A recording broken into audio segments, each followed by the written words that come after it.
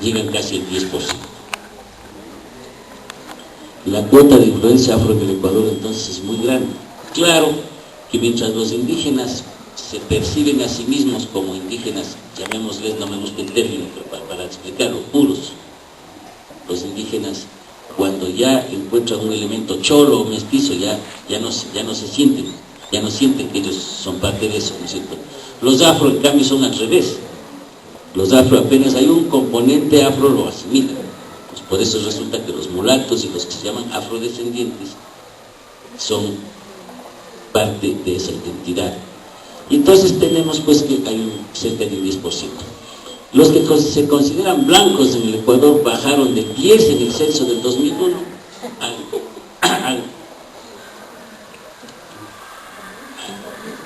7% del último censo. Debe haber algunos, ¿no? Pero la mayoría son personas que en forma racista realmente son necesarias. Porque en realidad ese es lo que nosotros somos, ¿no es cierto? Ahí hay una cuota de racismo porque yo soy blanco, descendiente de españoles, como si eso fuera un mérito. Y segundo, la sociedad tiene una serie de elementos de cambio fundamental, ¿no es cierto? Que no se percibe. Estoy seguro de que aquí en esta sala debe haber un montón de parientes míos, todos descendientes de Tupac Yupanqui. Yo les puedo demostrar, este es mi oficio, yo les puedo demostrar que yo soy descendiente de Tupac Yupanqui. ¿Por qué? Porque los conquistadores españoles, en el caso de mi antepasado, uno casó mi persona, analfabeto y muerto de hambre, y se aficionó de una india que era princesa, habrá sido medio guapetona también, me imagino, y se casó con ella. Y son ellos tuvieron una descendencia, que es la descendencia de Tupac Yupanqui, del emperador Tupac Yupanqui, de Huayna Cápac, etc. Pero eso no es ninguna excepción, porque además el Inca tenía bastantes mujeres, alrededor de 40 mujeres propias y 120 concubinas, ¿no es cierto? El hombre pasaba ocupado, ¿quién dice?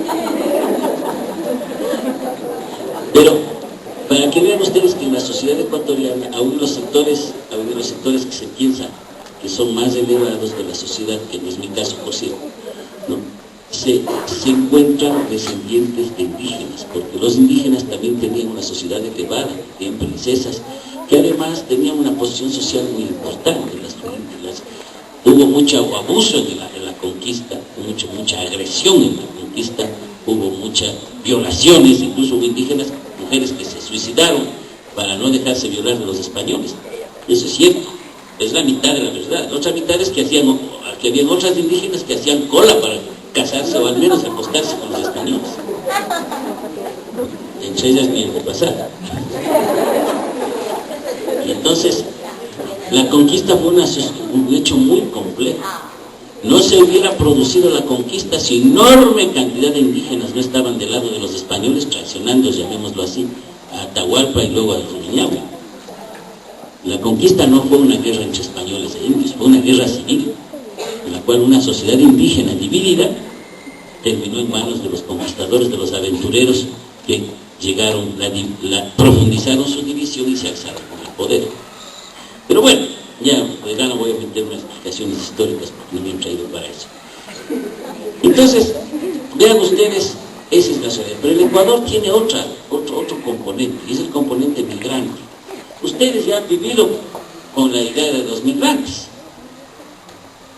Ustedes ya han vivido con esa idea, ¿no es cierto?, de que en el Ecuador hay migrantes. Pero cuando nosotros aquí, bueno, es más, yo soy posiblemente el mayor de los concurrentes, pero los que tienen más de 40 años se acordarán que en el Ecuador decían aquí no hay migraciones, y efectivamente casi nadie salía al exterior.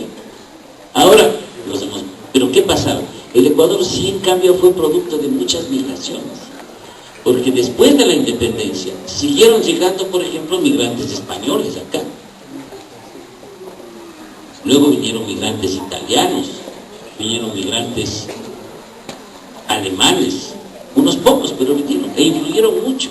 Y a finales del siglo XIX comenzó la migración china. Ustedes aquí no ven muchos chinos, pero vayan ustedes a la costa, En Quevedo, por ejemplo, van a encontrar una gran cantidad de chinos, unos con cara de Fumanchu, que son ecuatorianos de 4 generaciones.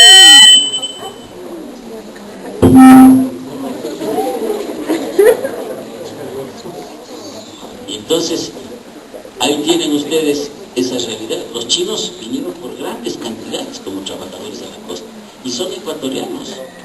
A nadie se le va a ocurrir que porque tienen los ojos así van a tener que regresarse a China, ¿no es cierto? Son ecuatorianos. Y muy buenos ecuatorianos en algunos casos. Y luego, claro, comenzó la migración árabe. Pero claro, ustedes hablan de árabes, se les ocurre siempre Nebodo, Bucarán. Bueno, mejoremos un poco. Esto hay migrantes árabes de enorme importancia. Por ejemplo, el autor de Guayaquil de mis amores es un migrante árabe, por si acaso. Safari, el caso Safari. De los grandes escritores del país son descendientes de primera generación de árabes, libaneses, sirios y palestinos. Alberto Dajic, los que se acuerdan de él, es descendiente de palestinos. Y entonces, fíjense, el Ecuador se ha enriquecido con eso. Pero las principales migraciones no han venido de tan lejos. Las principales migraciones son de Colombia y Perú. Y claro, ahí sí, la migración colombiana en el Ecuador es determinante. Yo soy descendiente por 2 lados de colombianos, por ejemplo. Y estoy seguro que aquí hay asimismo una gran ascendencia de colombianos. Una gran ascendencia de colombianos. ¿Sí? Mis antecesores pastusos son de raíz colombiana. ¿No es cierto? Entonces, además los pastusos mismos durante un buen rato estuvieron disputados por ambos lados, ¿no? Por Colombia y por Ecuador. Hubo 2 guerras para controlar Pasto. Pasto está en Colombia, y al final terminamos dividiendo la zona de Pasto en 2 circunscripciones, la que nos quedamos nosotros, que ahora llamamos que era el Cantón Carchi, y luego una parte de Nariño, que se quedó en Colombia, que era la más grande, en esa época se llamaba Nueva Granada. Pero entonces, vean ustedes, tienen un montón de gente que viene de ascendencia colombiana. Y ahora mismo hay un flujo en la frontera muy fuerte, como siempre ha habido, porque las fronteras no solo dividen, pues las fronteras unen también. Y entonces tienen también descendientes de colombianos y descendientes de peruanos, en menor proporción. Entonces, fíjense ustedes, este país es un tesoro de gente. Todos estos componentes hacen una enorme diversidad de vida. Pero claro, el Ecuador no es solo eso. El Ecuador es un país de diversidad de creencias. Les decía que todos tenemos una cultura católica, así es, porque en un momento dado el catolicismo fue absolutamente dominante en estas tierras.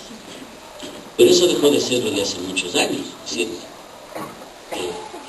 Yo considero que el cristianismo, el catolicismo tiene obviamente muchos valores.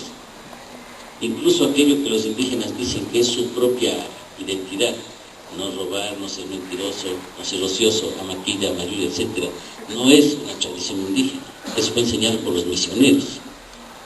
Ellos les enseñaron a los indígenas estas máximas que son profundamente católicas. Les guste o no les guste a los dirigentes de la CONAIE que dicen que es su tradición indígena. No es así.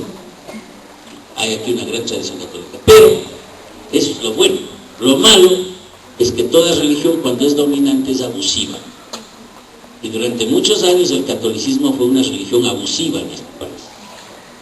No solamente porque disponía de grandes cantidades de dinero, la mayor parte y sobre todo de tierras, de haciendas, sino sobre todo por una razón, porque era cómplice de la dominación de los indígenas.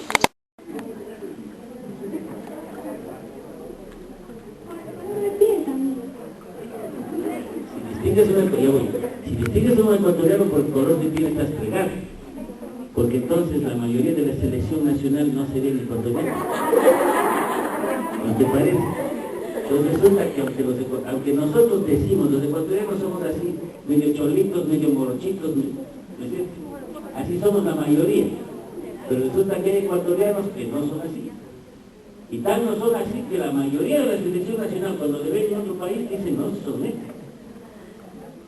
A ver. No reconocen como ecuatoriano por su forma de hablar, por costumbres,